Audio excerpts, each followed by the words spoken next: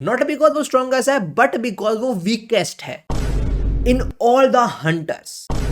But हमारे लौंडे की लौंडे थोड़ा गुस्सा हो जाती है उस पे। छोटी बच्ची हो क्या?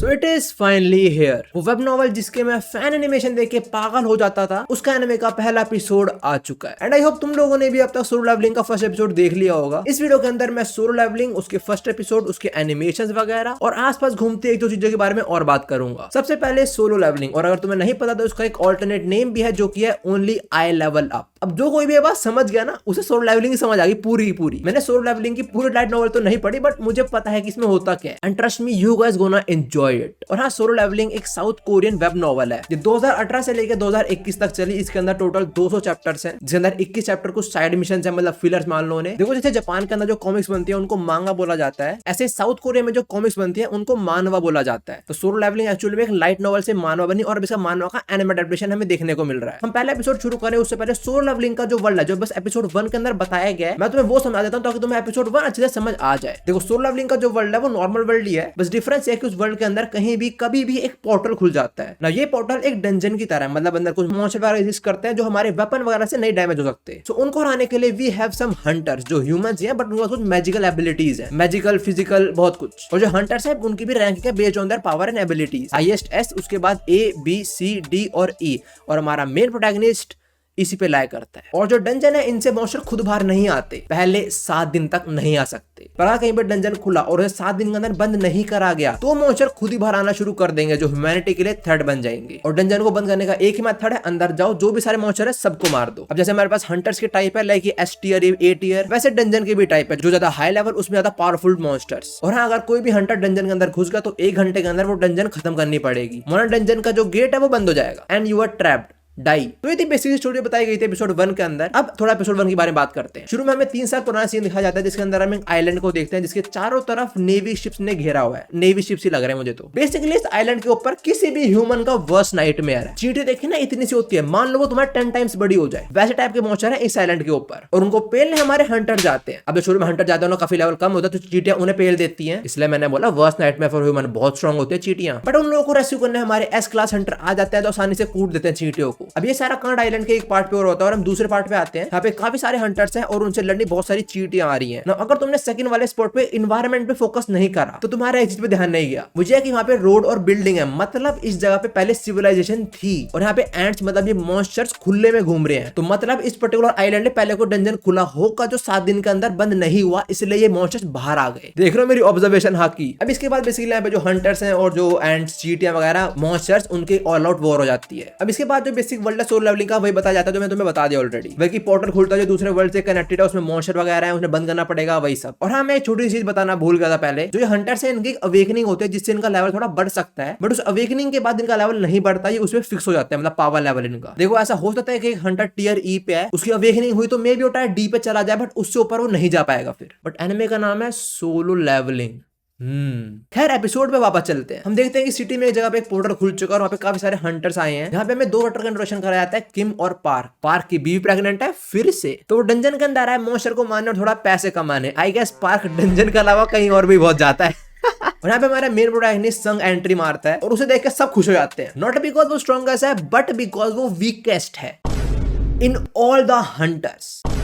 अब सब लोग उसे देख के खुश इसलिए होते हैं बिकॉज वो यहाँ पे आया, तो मतलब जो डंजन है वो तो ऑलरेडी बहुत वीक होने वाला है, तो हम सर्वाइव कर लेंगे, मरेगा नहीं कोई भी। हाँ, जरूर। और डंजन में एंट्री करने से पहले हमारे नारुतो की हिनाता जो होने वाली है, हमें उसका भी इंट्रोडक्शन करा दिया जाता है। अब तक जो मुझे देख के लग रहा है वही है, जिसका नाम है जूही, जो हमारे जिनवू को थोड़ा सुनाती है। वो इसलिए सुनाती है कि बिकॉज हमारा लौंडा थोड़े दिन पहले हॉस्पिटल में एडमिट था और सीधा यहीं पे आगे लड़ने फिर से। और ये हॉस्पिटल में एडमिट इसलिए था कि कोई शेर या ड्रैगन से लड़ाई करी हो, ये इतना वीक है कि ये ई रैंक डंजन के अंदर भी पिट गया।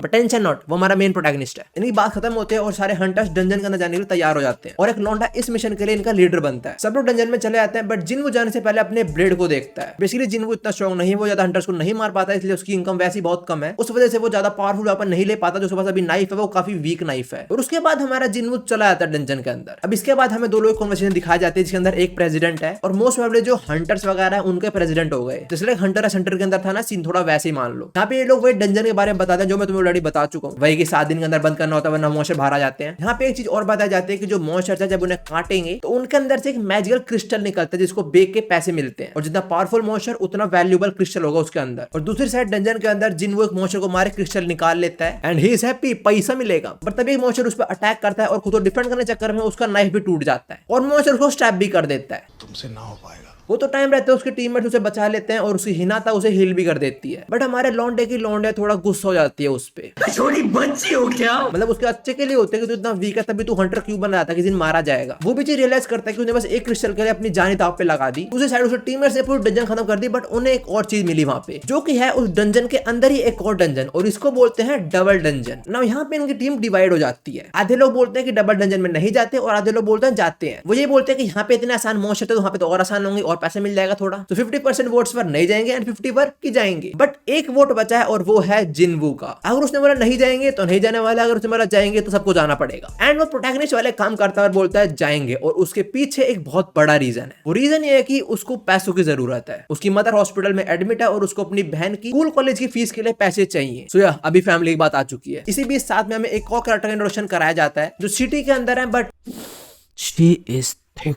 वापस हम डंजन के अंदर आते हैं और ये बात हो रही होती है कि डंजन के अंदर ये लोग 40 मिनट से हैं, अगर 20 मिनट के अंदर इन्होंने ये वाले डंजन क्लियर नहीं करी तो यहाँ पे फंस जाएंगे ये लोग। और इस पॉइंट तक हमारी जिनवू की लौंडे नाराज ही है, पर वो बोलते हैं कि अगर तुम्हें मुझे मनाना है तो तुम्हें मुझे खाना खिलाना पड़ेगा।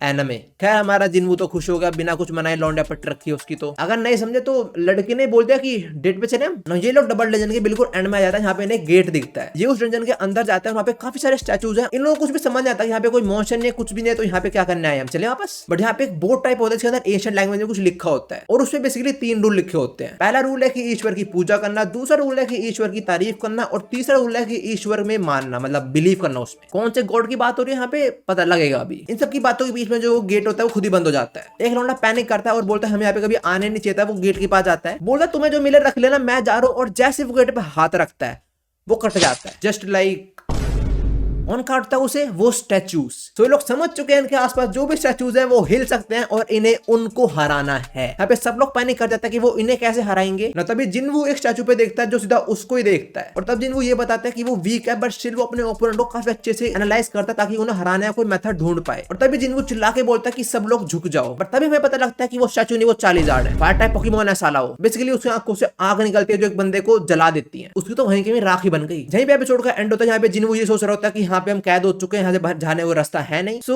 am I gonna die here? And with that, episode ends. Now पहला एपिसोड तो इतना ही था। अब बात करते हैं इसके एनिमेशंस के बारे में। जो मेरी से ऑलरेडी एक्सपेक्टेशन थी वो तो रीच नहीं हुई, बट उसके बहुत क्लोज रही। रीच इसलिए नहीं हुई बिकॉज मैंने बहुत आगे वाले एपिसोड्स के कुछ एनिमेशन देखे हुए हैं जो बहुत नेक्स्ट लेवल है, एंड आई डेफिनेटली श्योर कि जब वो एनिमेट होंगे वो काफी नेक्स्ट लेवल होंगे एनिमेशंस। बट हाँ, एनिमेशंस वर गुड और पहले एपिसोड के अंदर काफी अच्छी पेसिंग रही, इन्होंने काफी कुछ कवर करा। अब देखो अगले एपिसोड के लिए हमने एक हफ्ता और वेट करना पड़ेगा, but I have a deal for you guys. देखो मैं खुद से चाहता हूँ, बट तुम ही बताओ कि क्या मैं इसकी मानवा कवर करूँ। मैं इसकी मानवा के कुछ आर्क, कुछ कैरेक्टर्स के बारे में, कुछ पावर लेवल्स, कुछ और चीजें, साथ में स्टोरी और हमारा जिनवू एक्चुअली में कितना स्ट्रॉन्ग बनता है, कैसे बनता है, वो बता सकता हूँ। मैंने पूरी नहीं पढ़ी, अप्रॉक्स 50 चैप्टर पढ़े हैं, बट कंटेंट के लिए पढ़ लेंगे भाई। हमें ये वाली वीडियो दी थी। Thanks for watching and I hope enjoyed it. और हम मानवा कवर करने वाली बात कमेंट्स में। And also for those who don't know, मैंने कलिंग गेम्स आर्क शुरू कर दिया कवर करना, मतलब जुजुत्सु काइसेन सीजन 3 पहला पार्ट आ चुका, लिंक इन डिस्क्रिप्शन। हम मिलते हैं और वीडियोस के अंदर। सायोनारा। वैसे मैं एक चीज फिर से बोलता हूँ, इसका जो ऑल्टरनेट नाम है ना, अगर तुम्हें वो समझ आ गया तो मैं समझ आ जाएगा सोलो लेवलिंग है क्या। And believe me, you guys gonna love it. मे भी हमें साल के शुरू में साल का बेस्ट एनिमे मिल चुका है।